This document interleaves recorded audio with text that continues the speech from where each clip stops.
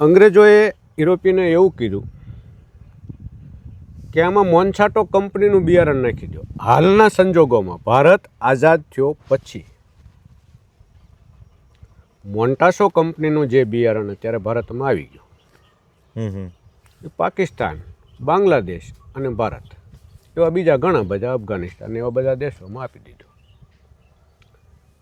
ત્યાં રિજેક્ટ થયેલું બી, એટલે એમ કે આ લોકોને કેન્સર થાય, ચામડીના રોગ થાય, બધા જ રોગ ટૂંકમાં થાય, આમનું શરીર નાશવંત થઈ જાય એવા રોગો બધે થાય. એ લોકો અત્યારે આધુનિક ખેતી કરે છે, એમાં આપણું અહીંયા સ્વીકાર્ય નથી પાછું. કારણ કે એમનું જે ફેલ ગયેલું બી છે એ આપણને આપી દીધું. એને ઉગાડવા માટે તમારે ફર્ટિલાઇઝર જોઈએ, ખાતર અને દવાયું, ઝેરી કેમિકલ યુક્ત એટલે તમારા શરીરમાં રોગ આવે. મોન્ટાસો કંપની વાળાએ એવું વિચાર્યું કે આ ફેલ ગયું તો આને દેવું ક્યાં, તો કે ભારતની મિનિસ્ટરીમાં આપી દો. એટલે ભારતની મિનિસ્ટરીમાં તમે આપી દઈશો એટલે થઈ જશે. આપણું રાજકારણ એમાં આવી ગયું 100%. આજે આપણી ઓર્ગેનાઇઝિક પદ્ધતિ ભૂલી અને આપણે મોન્ટાસોમાં બધા મજા કરી છે. રાતે રીંગણું આવડું હોય, દવા છાંટો, સવારે આવડું થઈ જાય, મોટું થઈ જાય. પણ ક્યાંક ને ક્યાંક દિલીપ બાપુ, તમને 1 મિનિટ હું રોકીશ. તમને આ નિષ્ણાતો ઘણી જગ્યાએ જાહેર કરે છે, મીડિયામાં પણ ઘણી વાર અવારનવાર આ પ્રશ્નો પૂછાણા છે, બરોબર, કે લોકોની હેલ્થ અને વેલ્થ બંને અત્યારે, આમ ગણો તો ભારત ખેતી પ્રધાન દેશ છે અને બધાને જ ખબર છે કે યુરિયા ડીએપી એટલું નુકસાન કરે છે, પણ છતાં કેમ કાંઈ કાર્યવાહી નહીં થતી હોય? એમ આપણે જ કાર્યવાહી કરવી, મારે જ નથી સ્વીકારવું. પણ એ જાગૃતતા લોકોમાં ક્યારે આવશે? યુરિયા અને ડીએપી મારે સ્વીકારવાનું નથી. જો હું ના પાડું મારે ખેડૂને, તો મારે ખેડૂત ન રહે. અમારે તમારી ખેતી તો આની પાછળનું સમાધાન કેવી રીતે આવે? આની પાછળ કંપનીએ તો જો માજા મૂકી છે. મારી વાત સાંભળો, 1 જ મિનિટ હું બાપુ તમને રોકી. એ લોકોને તો કેન પ્રકારે ગમે એમ એની પ્રોડક્ટ વેચવી છે, બરોબર, તમારા સ્વાસ્થ્ય સાથે એને કોઈ લેના દેના નથી. અને ભૂતકાળની વાત કરીએ તો કોરોના તો ખાલી એક ટ્રેલર હતું, પૂરું પિક્ચર તો હજી બાકી છે. ઘણા નિષ્ણાંતો એમ કહે છે, બરોબર, ક્યાંક ને ક્યાંક ખોરાક માણસનો તામસી થઈ ગયો છે, એટલે વિચારો પણ એવા થઈ ગયા છે. અને તમે જે ખૂબ સરસ મજાની વાત કરી, હું મારા જીવનમાં પણ વણી લઈશ. અને મને ખરેખર એમાંથી જાણવા મળ્યું કે જે આપણી ગુરુકુળ પરંપરા હતી, જે આપણી શક્તિઓ હતી, તેનેથી આપણને વિપરીત કરીને કંઈક અવનવી દિશાઓમાં આપણને ભટકાવીને એનકેન પ્રકારનું બીજું કંઈકનું કંઈક આપણને આપવામાં આવ્યું, આપણે પકડી લીધું, બરોબર. વાત હજી ત્યાંથી મુદ્દો હું ડાયવર્ટ એટલા માટે કરું છું કારણ કે સમય ટૂંકો છે અને સાંજ પડવાની પૂર્વ તૈયારી છે. અને અત્યારનો જે સળગતો પ્રશ્ન કે હું આયરનો દીકરો છું, તો સામે આયરને તકલીફ થાય તો જ મને તકલીફ થાય. અત્યારે લોકો એમ કેમ નથી વિચારતા કે આ હિન્દુનો દીકરો છે, એને તકલીફ થાય તો 100% મને થવી જોઈએ, અને મારા ધર્મ માટે મારે જ બહાર આવવું પડશે. એ માનસિકતા લોકોની લાવવા માટે અત્યારે કેવા અભિયાનો ચલાવવાની જરૂર છે, ધાર્મિક સંસ્થાઓને ખાસ કરીને? ધાર્મિક સંસ્થાઓમાં આજે કેવું થઈ ગયું છે કે ભાઈ આ એક મારો વાડો, આ જૂના સુરત દેવળ એટલે કે ભાઈ કાઠી સમાજનો છે. મેં તમને અગાઉ પણ કીધું કે ભાઈ અહીંયા કોઈ સમાજનો ભેદભાવ નથી. ગાંધીજીએ અસ્પૃશ્યતા નિવારણ કર્યું, એ પહેલાંનો અહીંયા તો છૂટ છે. 100%ની વાત છે. એક બીજી આપણી સૌથી મોટી મજબૂરી એ છે કે હિન્દુ સમાજ જ હિન્દુના દુશ્મન છે. એને બીજા સમાજ આરે કાંઈ વાંધો નથી, બીજા આપણે નડતાય નથી એટલા બધા. હિન્દુ સમાજ છે એ પીરની દરગાહે જઈ શકે છે, પણ મુસલમાન સમાજ છે એ હિન્દુ મંદિરે ન આવી શકે, તો એને ઓલા ધર્મનો ઓલું હાનિ પહોંચે એવું થાય. શા માટે? તો ભલે મુસલમાન સમાજને અભ્યાસ કરવા બાળકોને મોકલે છે મેકોલ પદ્ધતિથી, આપણી સાથે જ મોકલે, પાકું, પણ પોતે પોતાની મદ્રેસાઓ ચલાવે છે. 100%ની વાત, એક્ઝેક્ટલી. અને તેમાં પોતાના ધર્મ પુસ્તકોનું, હદીસનું જ્ઞાન આપે છે. આજે આપણે કહેવી ને કે મુસલમાનનું કુરાન સિવાયના હદીસ છે, બીજા ઘણા બધા એના પુસ્તકો છે, એનું જ્ઞાન બાળકોને આપે છે. તમે સાંભળજો, હિન્દુના દીકરીઓ હોય એ બનાવ બની જાય છે, મુસલમાનમાં દીકરીઓનું નહીં બને. કેમ કે એ પોતાની ધર્મગ્રંથોને આધારે એને મર્યાદા શું છે, એ બધું બાળપણથી કેમ રહેવું છે, કેમ રાણી કેણી રાખવી છે, ધર્મ એને એક કરે છે, આપણે જુદા જુદા છે. આપણા ધર્મના પુસ્તકોનું જ્ઞાન આપણા સંતાનોને આપે કોણ? એક એટલી ઉજળી આશા છે કે સ્વામિનારાયણના સંતો છે એ અત્યારે ઘર સભા ધર્મસભા કરી સૌથી વધુ પ્રવચન દરરોજ પ્રવચનો એના મંદિરોમાં હોય, જૈન સમાજના ઉપાશ્રયોમાં હોય છે. હું જોઉં છું, હું સાંભળવા પણ જાઉં છું, હું સ્વામિનારાયણ મંદિરમાં પ્રવચન દેવા પણ જાઉં છું. દાદા પાંડુરંગ શાસ્ત્રીના દર મંગળવારે એના પ્રવચનો હોય છે. તો જો એવી રીતે આપણે બાળકોને આપણા વડીલોને આપણે ત્યાં મોકલશું, ભલે આપણે ન કરવી તો જ્યાં થતું હોય ત્યાં મોકલશું તો ધર્મ પ્રત્યે જાગૃતતા વધશે. બધા અત્યારે આપણે હિન્દુ ધર્મ કહે છે, પણ હિન્દુ ધર્મ લખેલું હોય એવું એકય પુસ્તક છે રામાયણ મહાભારત કે ગીતાજીમાં ક્યાંય તમે હિન્દુ ધર્મ એવો શબ્દ લખેલો હોય તો મને ફોન કરજો. હિન્દુ ધર્મ નામ જ નથી. આ દુનિયાના કુલ 11 ધર્મો છે, 222 દેશ છે, એમાં મુખ્ય ધર્મ 11. 11માંથી પછી ફાંટા ને પેટા શાખા ને સંપ્રદાયો ઘણા બધા. તો તમે આપણા ધર્મનું નામ 3 નામ આલે છે. પહેલું નામ છે સનાતન ધર્મ. એ નામ પાછળનું કારણ શું છે કે મુખ્ય ધર્મો 11 છે, તમે એના સ્થાપકના નામ તમને જાણવા મળે. ખ્રિસ્તી ધર્મના સ્થાપક ઈસુ ખ્રિસ્ત છે. ઇસ્લામ ધર્મના સ્થાપક મોહમ્મદ પૈગંબર સાહેબ છે. એમ જરસોથી છે ધર્મના સ્થાપક નામ તમને મળે. શીખ ધર્મના ગુરુ નાનક સાહેબ છે. એક્ઝેક્ટલી એવી રીતે બધાના નામ મળે. સનાતન ધર્મના સ્થાપક કોણ? તમને નામ નહીં મળે. કારણ કે આદિ અનાદિ કાળથી ચાલ્યો આવતો હોવાથી એને સનાતન કહેવાય.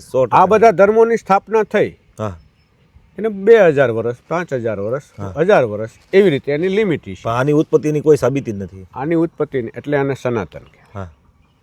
બીજું આ ધર્મનું નામ વૈદિક ધર્મ છે.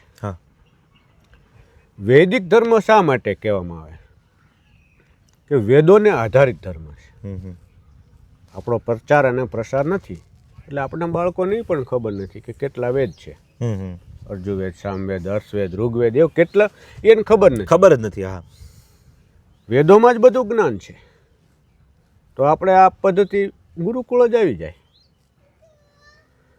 એટલે વેદો આધારિત ધર્મ હોવાથી એને વૈદિક ધર્મ કહેવાય છે. આપણે ઘણા ઠેકાણે કથામાં હું જાઉં છું ને કોઈક સંતો બોલે છે સનાતન ધર્મની જય, વૈદિક ધર્મની જય. પછી ત્રીજો શબ્દ આવે છે શાશ્વત ધર્મ. આપણા ધર્મનું એક નામ શાશ્વત ધર્મ છે. તો શાશ્વત ધર્મનું કારણ શું છે કે જ્યારે ધર્મનો નાશ થાય ત્યારે એની રક્ષા કરવા ભગવાન કાંઈ ને કાંઈ અવતાર ધારણ કરે. 100%ની વાત કે ધર્મનો નાશ કરે એવા રાવણ અને કુંભકર્ણ આવ્યા તો રામે અવતાર લીધો. કંસ નાશ કરે એવું હતું તો કૃષ્ણએ અવતાર લીધો. એમ ભગવાન ક્યારેક માછલું બનીને આવે છે, ક્યારેક વરાહ એટલે કે ભૂંડ સ્વરૂપ બનીને આવે છે. હિરણ્યકશ્યપ અને હિરણાક્ષને મારવા માટે ભગવાન નરસિંહનો અવતાર લઈને આવે. એટલે જ્યારે આપણા ધર્મની જ્ઞાની થાય ત્યારે એનું રક્ષણ કરવા ભગવાન પોતે અવતાર લે.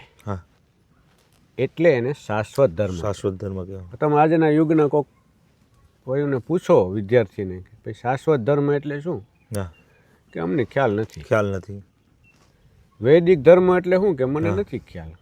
કારણ કે નથી તો એને ઘરે કહેવામાં આવતું કે નથી એવી કોઈ સંસ્થા છે કે તમારા છોકરાઓને એક કલાક મોકલજો અહીંયા સુરત દેવળ કે અહીંયા ક્લાસ હાલે છે ધર્મનો. એટલે નથી.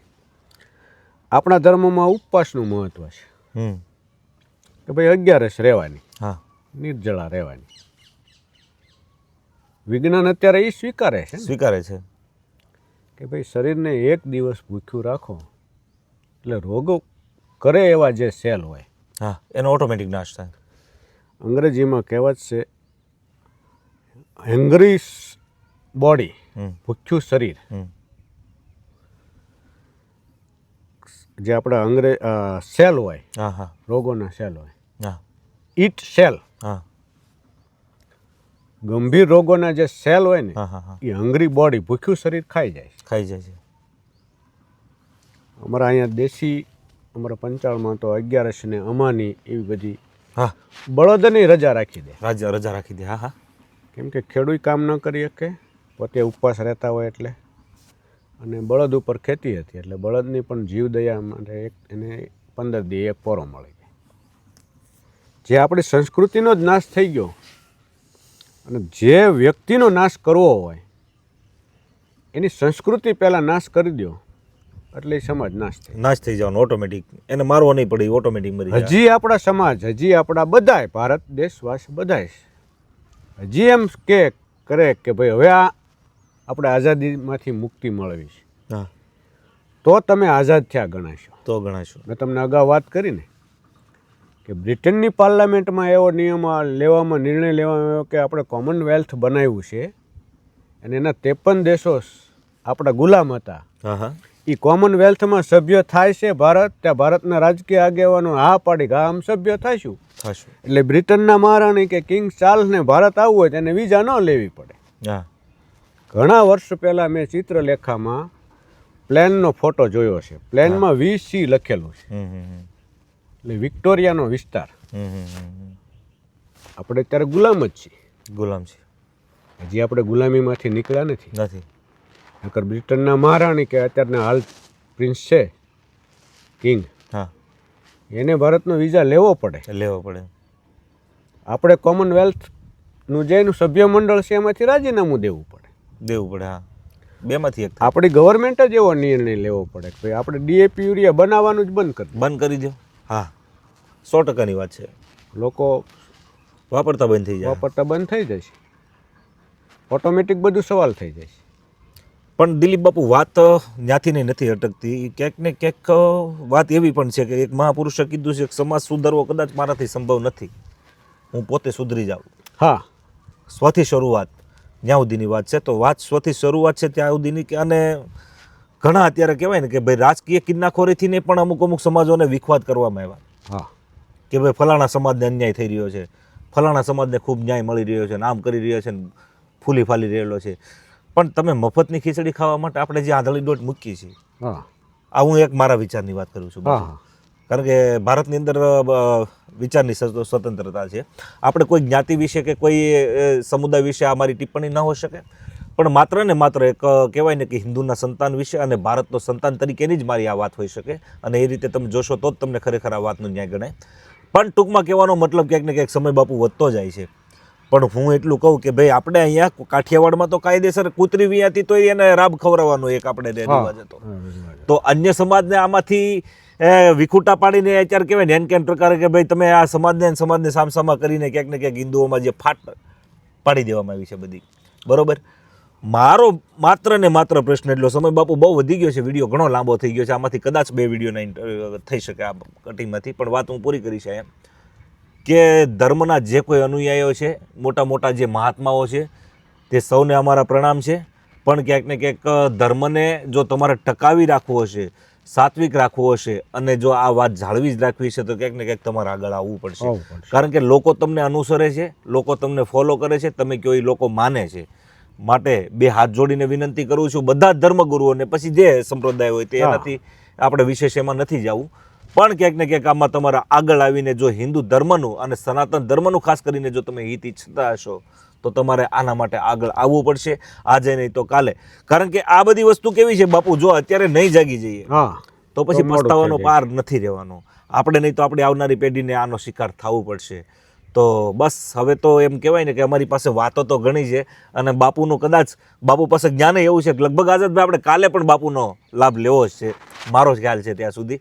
પણ અત્યારે આ વિડીયોને અહીંયા વિરમું છું, અને ભગવાન સૂર્યનારાયણની શુશ્રૂષામાં અમે બેઠા છીએ, અને બાપુ આ જગ્યાના મહાન છે. તો બસ ભગવાન સૂર્યનારાયણને એવી પ્રાર્થના કરીએ કે સૃષ્ટિના જીવ માત્રનું કલ્યાણ થાય, મારા સનાતન ધર્મનો વ્યાપ વધે અને ગાય માતાનું રક્ષણ થાય, તે ભાવનાથી આ વિડીયો વિરમું છું. આપ સૌને મારા જય સિયારામ, જય સનાતન ધર્મ.